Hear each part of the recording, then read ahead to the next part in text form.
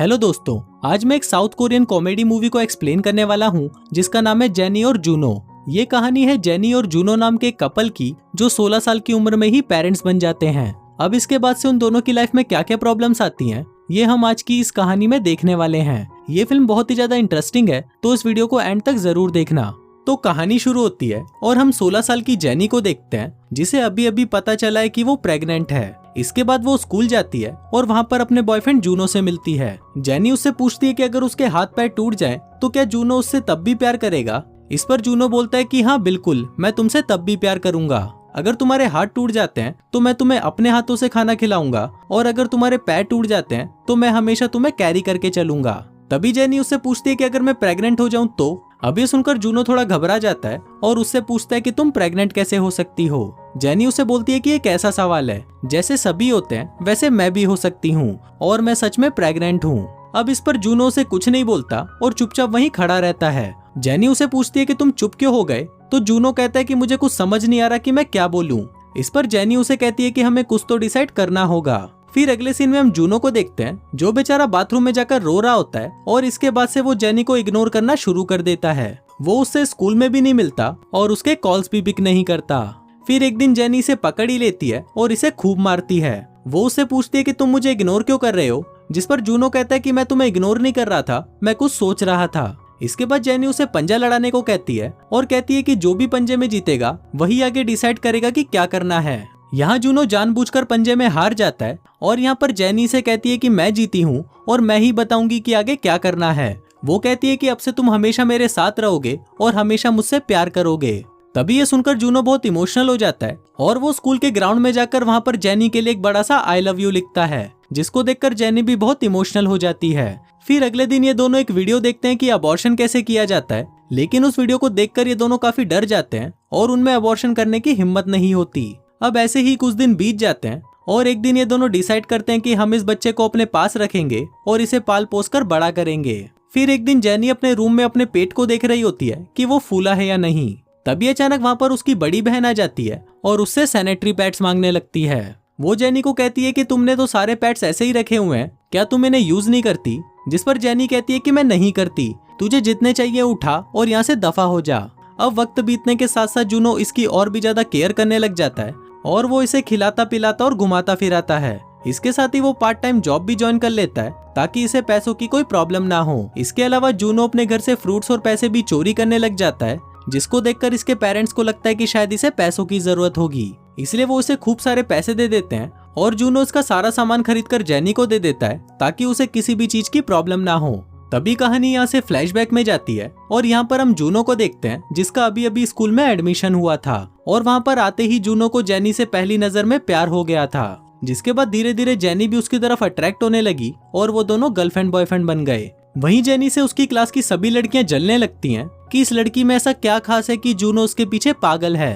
दरअसल Juno class का सबसे पॉपुलर लड़का था और क्लास की सभी लड़कियां उसके पीछे पागल थीं।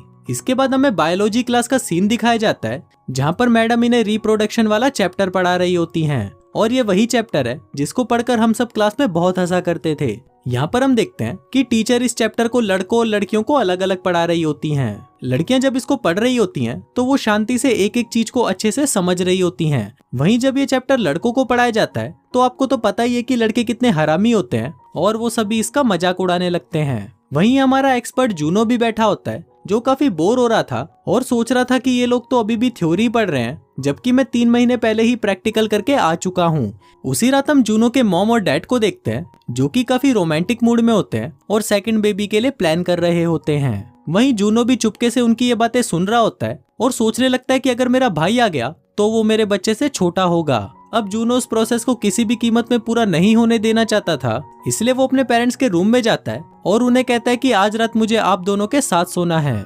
इसके बाद वो उन दोनों में झगड़ा करवा के वहाँ से चला जाता है, जिससे एटलीस्ट आज रात के लिए तो उनका बेबी का प्लान ड्रॉप हो जाता है। फिर अगले दिन जूनो जेनी के घर जाता है और वहाँ देखता है कि जेनी की तबीयत बहुत खराब है लेकिन वो हॉस्पिटल नहीं जा रही है। वहीं जेनी की मॉम जूनो से कहती है कि अब तुम ही जेनी को मनाओ जिससे वो हॉस्पिटल चली जाए। फिर जूनो भी उसे बोलने लगता है कि तुम हॉस्पिटल क्यों नहीं जा रही, जिस पर जेनी उसे बोलती है कि तुम पागल हो क्या, अगर मैं हॉस्पिटल चली गई तो सबको पता चल जाएगा कि मेरे पेट में बच्चा है और इसके साथ मुझे दवाइयाँ भी खानी होंगी जो मुझे नहीं खाना क्योंकि प्रेगनेंसी में दवाइयाँ खाना अच्छा नहीं होता। इसके बाद जूनो अपने घर पर जाता है और अपनी मॉम को बताने लगता है कि मेरा एक दोस्त है और उसकी गर्लफ्रेंड प्रेग्नेंट हो गई है। अब ये सुनकर उसकी मॉम उसे कहती है कि तुम ऐसे लोगों से दूर रहा करो।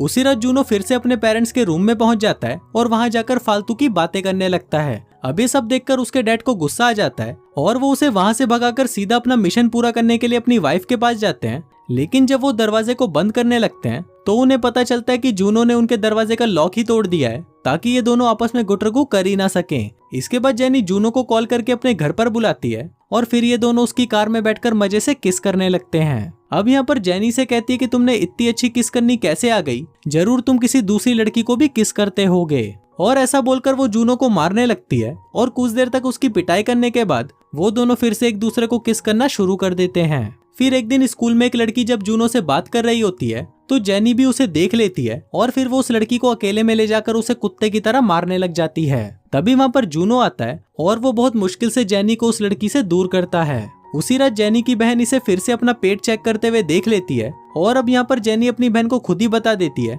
कि वो प्रेग्नेंट है। फिर अगले दिन जूनो भी जेनी के घर पर आता है और फिर ये दोनों जेनी की मॉम को भी बता देते हैं कि जेनी प्रेग्नेंट है और इसके पेट में जूनो का बच्चा है। अब ये सुनकर पहले तो उसकी मॉम को लगता है कि ये लोग मजाक कर रहे हैं, लेकिन जब इसकी बहन बताती है कि ये लोग सच बोल रहे हैं तो सभी तुरंत जेनी को चेक कराने के लिए हॉस्पिटल ले जाते हैं। अब यहाँ पर जेनी का अबॉर्शन तो नहीं कराया जा सकता था क्योंकि प्रेगनेंसी को 6 महीने हो चुके थे। जेनी की मॉम यहाँ पर बहुत गुस्सा थी और वो जूनो को एक खींचकर थप्पड़ मारती है और जेनी को लेकर सीधा घर चली जाती है। उधर जूनो भी घर आकर सारी बातें अपनी मॉम को बता देता है। अभी सुनकर इसकी मॉम तो सदमे में चली जाती है कि इसने ये क्या कांड फैला दिया। फिर जब शाम को उसके डैड घर पर आते हैं और उन्हें जब पता चलता है कि जूनो ने क्या कर दिया है तो वो उसके पास जाकर उसे पीटने लगते हैं, लेकिन उसे मारने पर चोट उन्हें ही लगती है क्योंकि जूनो ने हेलमेट पहना हुआ था। काश ये हेलमेट जूनो ने पहले पहना होता। दूसरी तरफ जब ये बात जेनी के फादर को पता चलती है तो उन्हें कुछ ज्यादा फर्क नहीं पड़ता और वो अपना मस्त होकर दारू पीने लगते हैं। फिर अगले दिन जूनो अपने फ्रेंड्स को भी ये सारी बातें बता देता है और उसके फ्रेंड्स से सुनकर बहुत ज्यादा खुश होते हैं और इसके बाद ये बात पूरे स्कूल में फैल जाती है। फिर एक दिन जब जूनो की मॉम उसका रूम चेक कर रही होती है तो उन्हें वहाँ पर बहुत सारी एडल्ट मैगजीन्स मिलती हैं, जिसको देखकर वो समझ जाती हैं कि इस ठरकी में तड़प इन्हीं को देखकर जागी थी। दूसरी तरफ हम जेनी को देखते हैं जिसकी मॉम उसे यूएस भेजने की तैयारी कर रही थी उसकी एक बहन के पास, क्योंकि वो भी प्रेग्नेंट है। फिर उसी रात वो दोनों फैमिली साथ में डिनर पर मिलती हैं, जहाँ पर जेनी की मॉम सभी को बताने लगती है कि हम जेनी को यूएस भेज रहे हैं इसकी बहन के पास, क्योंकि वो भी प्रेग्नेंट है और ये दोनों साथ में रह लेंगी। लेकिन जेनी उन्हें मना कर देती है और बोलती है कि मैं यहीं रहूंगी और इस बच्चे को पाल के बड़ा करूंगी। अब काफी देर तक इन सब में बहस चलती है और आखिर में कोई भी किसी भी फैसले पर नहीं पहुंच पाता। फिर अगले दिन जेनी के कुछ फ्रेंड्स उसके घर पर आते हैं और फिर वो जेनी को दुल्हन की ड्रेस पहनाकर और उसे उसकी मॉम से छुपाकर सीधा स्कूल ले जाते हैं। वहाँ पर जूनो पहले से मौजूद रहता है और ये दोनों वहाँ पर एक दूसरे से शादी कर लेते हैं। फिर अगले दिन से हम देखते हैं कि इनका ये स्कूल बंद हो जाता है और फिर जूनो जब जेनी से मिलने उसके घर पर जाता है तो उसके लिए वहाँ पर कोई भी गेट नहीं खोलता। जूनो काफी देर तक वहाँ पर वेट करता है, लेकिन उसे जेनी के बारे में कुछ भी पता नहीं चलता। अब जूनो यहाँ पर परेशान होने लग जाता है और वो पूरे दिन जेनी के घर के बाहर ही वेट करता रहता है। फिर एक दिन जूनो की नजर जेनी की बहन पर पड़ती है जो कि छुपकर कहीं जा रही होती है। तभी जूनो उसका पीछा करने लगता है और वो देखता है कि ये अपने बॉयफ्रेंड के साथ डेट पर आई हुई है। फिर जूनो उसे पूरे दिन परेशान करने लग जाता है और इससे तंग आकर उसकी बहन उसे बता देती है कि जेनी दूसरी सिटी जा रही है। तभी जूनो तुरंत टैक्सी पकड़कर दूसरी सिटी की तरफ निकल जाता है। फिर जब वो टैक्सी ड्राइवर सुसु करने के लिए एक जगह पर रुकता है तभी वहाँ पर जूनो की नजर जेनी पर पड़ती है, जिसकी कार उसके पास से ही निकल जाती है। जूनो टैक्सी ड्राइवर को कहता है कि जल्दी चलो, उस कार के अंदर किसी लड़की को किडनैप करके ले जाया जा रहा है। वहीं टैक्सी ड्राइवर अपने दोस्तों को फोन कर देता है और फिर वो सभी मिलकर जेनी के फादर को पकड़ लेते हैं और उसे किडनैपर समझकर उसकी कुटाई करना शुरू कर देते हैं। तभी वहाँ पर अचानक जेनी की तबीयत खराब हो जाती है, जिसके बाद उसे हॉस्पिटल ले जाया जाता है और वहाँ पर जेनी एक क्यूट से बेबी को जन्म देती है, जिसके बाद उनका पूरा स्कूल भी उस बच्चे को देखने वहाँ पर पहुँच जाता है। फिर फिल्म के लास्ट सीन में हम देखते हैं कि जूनो पढ़ाई में काफी मेहनत कर रहा होता है ताकि वो यूनिवर्सिटी जा सके और उसे एक अच्छी सी जॉब मिल सके। वहीं उस बच्चे की जिम्मेदारी जेनी और जूनो के पेरेंट्स संभालते हैं और इसी के साथ ही ये फिल्म यहीं खत्म हो जाती है।